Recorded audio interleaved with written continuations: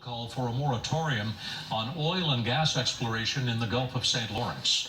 Ethan Hawke has owned property in Nova Scotia's Antigonish County for many years, and today he was invited by a local First Nation to join their environmental cause.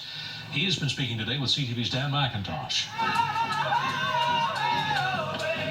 It was a whole new role for four-time Academy Award nominee Ethan Hawke as he marched with his First Nations neighbors. The 44-year-old Hollywood star owns property near here and has been spending summers here for nearly 2 decades.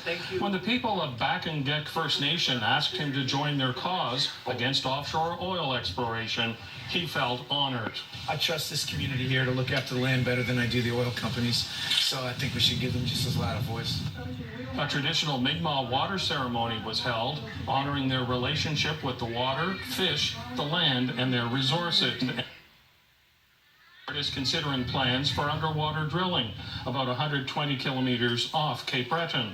The fear here is what that might do for the fishery throughout the Gulf. Water is our greatest resource. It's what makes this land so special in the Maritimes. And if you guys don't treat the water with respect, I don't know who will.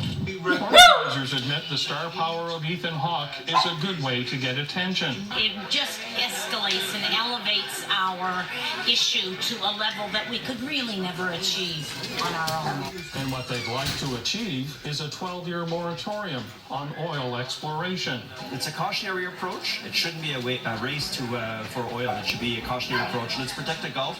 $2 billion economy that the Atlantic gets from the Gulf of St. Lawrence. It's a message they're hoping is heard by the new federal government. It's one that we can't take for granted, and that call to action today through this ceremony I think is very powerful. So I'll certainly be a voice on that when we get back to Ottawa. You know, Canada's been a real leader environmentally.